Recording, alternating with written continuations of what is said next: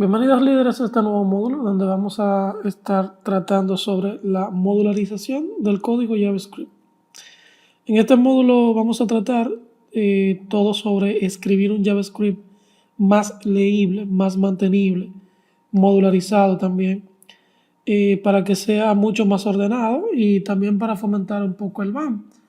Saben, ya el BAM es bulto allá antimovimiento, así para que la gente crea que nosotros sabemos desarrollar, que nosotros somos duros desarrollando. Vamos a ver también lo que es la separación de conceptos en el tema de JavaScript y limpiaremos algunas de la maraña de código que tenemos. Si recuerda, nosotros tenemos aquí un código horrible, un código bastante grande, muy incómodo. Entonces nosotros vamos a limpiar eso un poco. Bien, así que nada, vamos a meter mano. El primer tema de este módulo es la modularización inicia por casa. Vamos a ver lo que es el patrón modular en JavaScript. Saben que hay diversos patrones de trabajo en diversos tipos de aplicación. Entonces, en JavaScript vamos a ver el famoso patrón modular. Patrón modular en JavaScript. Bien, el primer error que tenemos es una de las malas prácticas con las que iniciamos y es una regla de legibilidad. No se debe escribir JavaScript fuera de un archivo JS. O sea, nosotros tenemos esto acá y este es nuestra etiqueta, ¿no? Nuestro markup.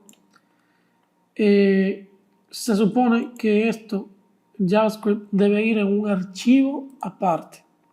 La única justificación que tiene el hacer los scripts dentro del markup de nuestra página, junto con nuestro HTML, es que sirva para explicativo.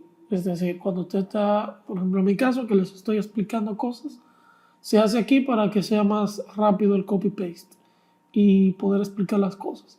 Sin embargo, bajo ninguna circunstancia, cuando usted esté haciendo sus proyectos, lo haga aquí. Siempre hágalo en un archivo aparte. Solamente para explicar conceptos didácticos. Y como usted no anda en el día a día explicándole el concepto didáctico a nadie, ni anda trabajando con estudiantes, como es mi caso, sino ganando dinero, metiendo mano y dando a entender que usted sabe, siempre ponga sus JavaScript en un archivo JS. Otra problemática que nosotros tenemos con nuestro script, por lo menos el que cambia el attendance, es que nosotros no tenemos separación de conceptos. En este pedazo de script, en donde hago clic, o sea, en el evento clic del elemento JS que tenga la clase JS Toggle Attendance, yo tengo varias cosas. Primero, tengo cosas que trabajan con el DOM, ¿verdad? Esto me está trabajando con el DOM, que trabaja con manipular elementos del DOM, que recuerden que el DOM es Document Object Model, ¿no? Que es el documento de HTML que tiene la página. O sea, trabaja. Aquí en nuestro script tenemos parte de un script que trabaja con los elementos de la página, que los manipula, ¿no? Y pues también tenemos cosas que trabaja, o sea, este mismo script me trabaja con elementos del servidor. Y todo está junto ahí, todo está revuelto. Esto es lo que se conoce como código espagueti, el cual consiste en una maraña de cosas que hace muchísimas cosas dentro de la misma cosa. ¿Entendiste algo de lo que acabo de decir? No, ¿verdad? Eso mismo pasa con el código espagueti. El código espagueti es una vaina que es muy difícil de entender cuando le toca a un desarrollador venir a meter mano con esto. Quizá un desarrollador puede entender rápido este código porque tampoco es que está tan malo. Sin embargo, si el código fuera un poquito más grande, si aquí yo tuviera que interactuar con varias APIs y dependiendo de cada situación, hacer hacer uno u otro comportamiento, las cosas se complicarían un poquito, ¿no? Sin embargo, este tipo de prácticas no se deben dar, porque el que escribe el código lo entiende perfectamente, pero solo Dios y él lo van a entender. Y bueno, al tiempo después solamente Dios, porque ni tú mismo te vas a acordar después de qué hace cada cosa cuando tú tienes un código demasiado extenso, ¿no? Porque muchas veces a nosotros mismos cuando estamos desarrollando, al tiempo se nos olvida por qué carajo tiramos ese código ahí todo mezclado. Recuerda que nosotros vamos a permanecer más del 80% de nuestro tiempo leyendo código, solamente un 20% tirando código. Entonces, tenemos que tratar de trabajar con patrones que nos simplifiquen un poco la vida. Al momento de cuando vayamos a retomar este proyecto, nosotros tener una forma rápida de entender el código, ¿no? Bien, entonces lo primero que vamos a hacer, obviamente, sería separar esto en un archivo aparte. Para eso vamos a venir al www.root. Dentro de aquí vamos a crear una carpeta que vamos a llamar app.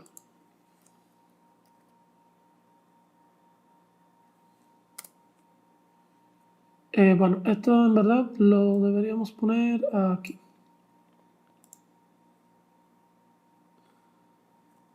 Bien. La razón de por qué ponerlo dentro de una carpeta que se llame app es porque yo quiero separar de otros módulos que nosotros vayamos a tener que sirvan para otra cosa. Es un tema de organización, pero ya ahí no es una mala práctica ponerlo directo en el folder JS. O sea, yo puedo agarrar, fíjense cómo tengo mi site que me interactúa con los elementos o sea, con mi site como tal, mi sitio. Entonces, en libs es donde yo debo tener las librerías externas, ¿no? En JS solamente mis JS específicos que manipulen los elementos de mi site como tal, ¿no? Entonces lo voy a poner en una carpeta que se llame pues te puedes ponerlo directo aquí, como te entienda, ¿no? Ya eso, en mi caso es un tema de organización más que otra cosa. Dentro de nuestro folder app voy a crear un archivo, new item,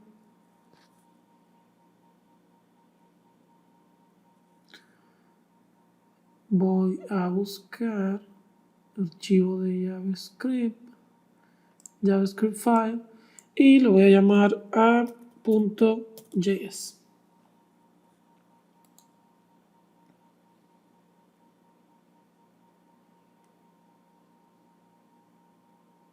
Entonces, lo primero que vamos a hacer acá es que vamos a venir a Events y todo lo que está dentro del ready, el document ready, lo vamos a cortar y lo vamos a pegar. Esto es la primera parte que vamos a hacer. Después vamos a hacer algo más limpio, dividiéndolo como Carlos manda. Carlos, recuerden que es el Master Pro, el dios de la programación. Alabado sea el gran sabio y poderoso Carlos. Acá falta esto. Otra cosa, otra ventaja, vamos a decir así, del tenerlo en un archivo JS aparte, es que el IntelliSense se vuelve más inteligente. Entonces nos indica cosas como esa. En el caso en particular de mío, si le doy control Z, a ver, a veces él me indica, ¿no?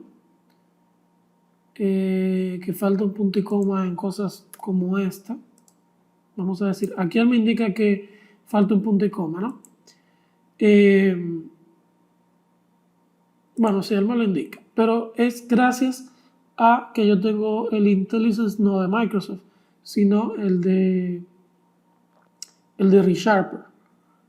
Sin embargo, cuando usted lo pone en un archivo aparte, el de Microsoft se vuelve inteligente.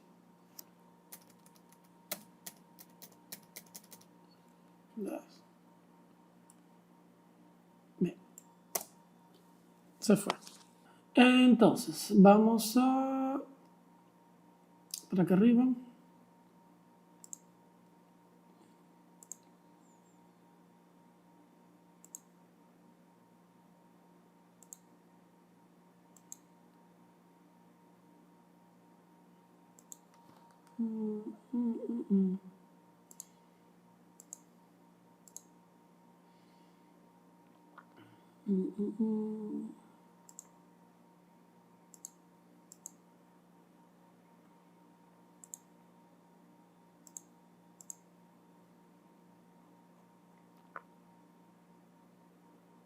Perfecto. Entonces, una vez que tenemos el JS en nuestro archivo, debemos iniciar con la refactorización. Lo primero que vamos a hacer es provocar que el llamado y la ligadura de los elementos a los JS se haga de una forma correcta. Por lo que vamos a crear una función que llamaremos initEvent y dentro voy a pegar el código toggle attendance. ¿Qué es lo que estoy diciendo? Fácil, que voy a decir función init event es una función, ¿verdad? Y dentro voy a cortar esto y vamos a pegar esto. Por cierto, el toggle follow les corresponde a ustedes hacerlo. Eso es lo primero. Y también les corresponde a ustedes modularizarlo. Bien, yo solo voy a hacer voy a hacer uno y ustedes hacen el otro. Ahora bien, esta función entonces tenemos que llamarla, tenemos que iniciarla. Vamos a decir, vamos a cerrar todo esto. Tenemos que iniciarla desde el ready. Bien, perfecto. Y para que siga todo funcionando, entonces tenemos que cargar esta referencia en nuestro layout. Vamos a View, Layout.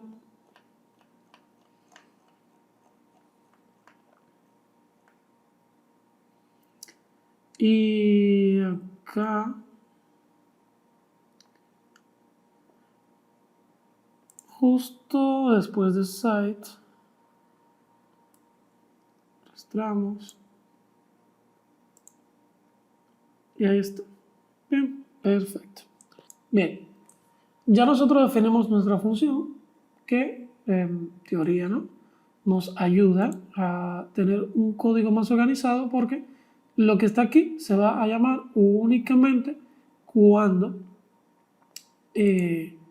sea llamada mediante sea invocada mediante la función, ¿no?, mediante un llamado, una instancia a la función. Sin embargo, nosotros tenemos un problema. Es que esto está dentro del namespace global de JavaScript. ¿Qué quiere decir esto? Que a medida que el código crezca, la probabilidad de que dos funciones terminen llamándose igual y choquen, ¿verdad?, crece bastante. Porque este se llama initEvents, pero suponga que yo lo llamara events y luego yo tuviera en otro lado otra que se llama events también, y ambas están a nivel de el global namespace. Entonces va a llegar un momento en el cual se pueda crear un conflicto entre ellas. Esto es lo que se conoce como contaminación del namespace. Es también la razón de por qué jQuery murió, por cierto. Desde que Angular comenzó a chocar con jQuery, los desarrolladores tuvieron dos alternativas: o nos quedamos solo con Angular o nos quedamos solo con jQuery. Sí, actualmente ya eso se ha solventado muchísimo, pero lamentablemente en el momento determinado de la vida en que pasó, jQuery no se actualizó lo suficiente y por eso murió. Bueno, no murió porque nosotros lo utilizamos. La gente pro Microsoft que usamos en la plantilla por defecto y que no sabemos desarrollar tanto, lo seguimos usando. Entonces, si nosotros vamos a escribir todo este código, dentro de el espacio global del aplicativo, entonces lo mínimo que nosotros deberíamos tener es darle una estructura. Entonces nosotros queremos modularizar el código como en C# o cualquier otro lenguaje moderno decente, que nosotros tenemos un namespace, tenemos clases, tenemos métodos. En JavaScript el concepto de clases no existe. O sea, no existe tal como lo hacemos en C#. Pero hay una especie de sintaxis o patrón, si lo preferimos así, que se llama patrón modular. Para explicar el module pattern, vamos a hacer el siguiente escenario, para que ustedes entiendan qué quiero decir con esto.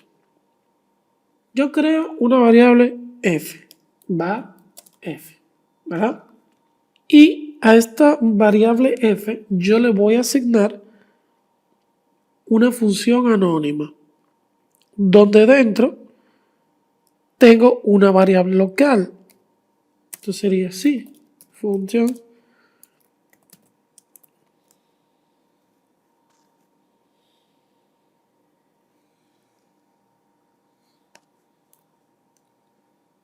y dentro voy a crear mi variable local. Vamos a decir que sea var name igual a Starlink. Y aquí para temas de prueba. Miren, esa es otra ventaja. El IntelliSense se vuelve mucho más inteligente cuando está en un archivo aparte. Entonces, esta variable local solo va a tener vida dentro de la función anónima que crea esa variable. Ahora bien, para yo poder reflejar el valor que tiene esa variable, tengo que invocarla como si fuera un método. Por ende, invoco a f. F, fíjense, es una variable. Sin embargo, la tengo que poner a funcionar como una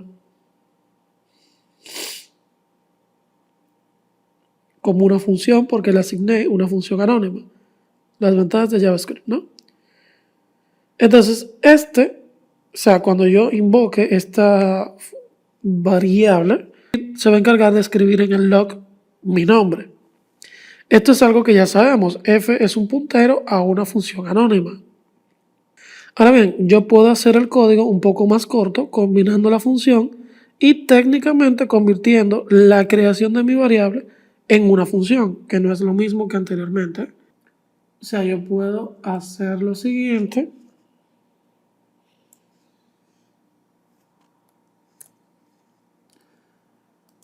Y esto es algo que se conoce como Immediately Invoked Function Expression, IIFE. O sea, expresión de función de autoinvocación o función que se ejecuta a sí misma, ¿no? Entonces, el beneficio de esta forma de trabajo es que podemos crear privacidad del código JavaScript. Y esto lo podemos usar para prevenir conflictos del global namespace. En este ejemplo, también la variable name solo es accesible dentro de la función anónima, así como podemos crear privacidad y podemos reusar nombres de variables. Porque name, por ejemplo, o sea, si nosotros la tuviéramos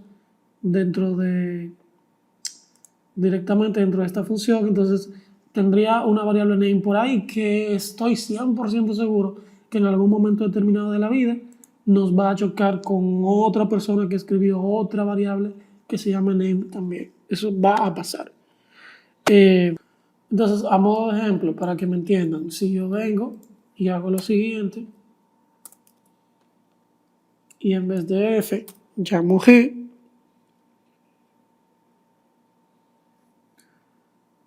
y acá Starling from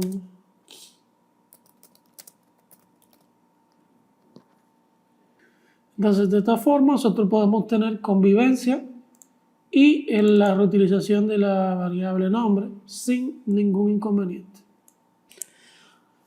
Bien, otra cosa es que en JavaScript nosotros podemos crear una función dentro de una función. Vamos a, por ejemplo, esto llamarle person.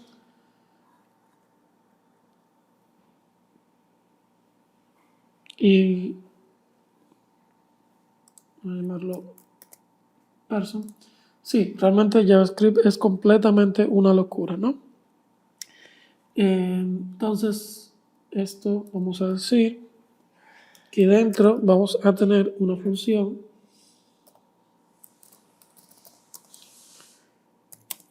función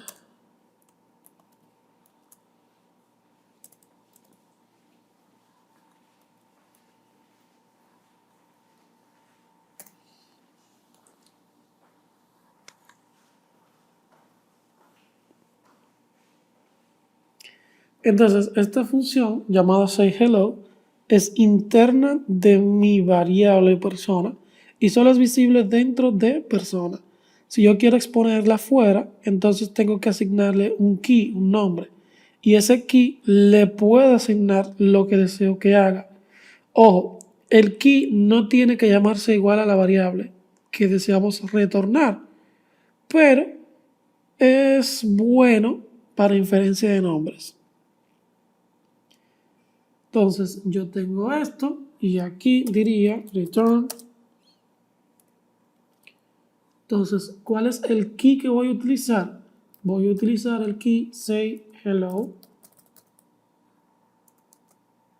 ¿Y qué es lo que voy a retornar? La variable sayHello. Bien, entonces toda esta explicación fue solamente para entender lo que vamos a hacer ahora. Yo voy a crear una especie de controlador en el cliente para empaquetar y proteger mis métodos. Esto lo hago en el app.js. Entonces acá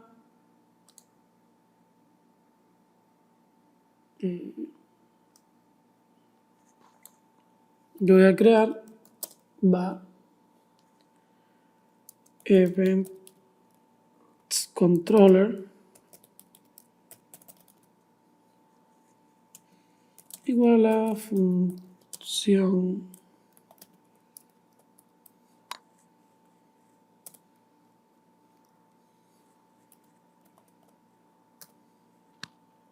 entonces en el app lo que estamos es creando un controlador, vamos a decir, un enlazado a un controlador, el cual vamos a crearle un método privado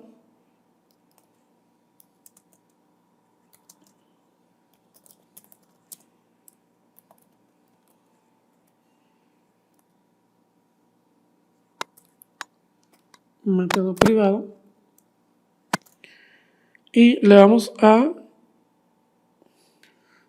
a poner el valor de retorno, ¿no? Lo que vamos a retornar. ¿Y qué es el key? Voy a poner init y lo que retornaremos será a ese señor. Será la función de inicialización, ¿no? Bien, entonces cortamos el código de init event y lo movemos dentro de nuestro init que está en el controlador, dentro de la función init que está dentro del controlador events. Entonces, esto cut paste. Ya cuando lo tenemos así de organizado y bien trabajado, podemos comenzar a romperlo. Y que no se nos olvide llamarlo desde el ready de la forma correcta. Porque ya no se va a llamar de esta forma.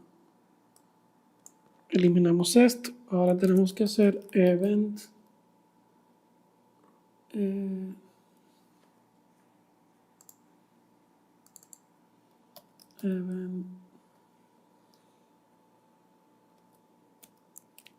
controller punto init.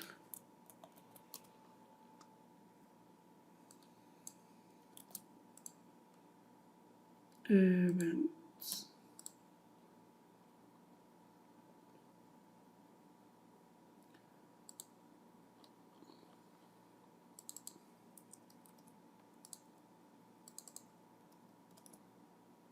Bien, perfecto.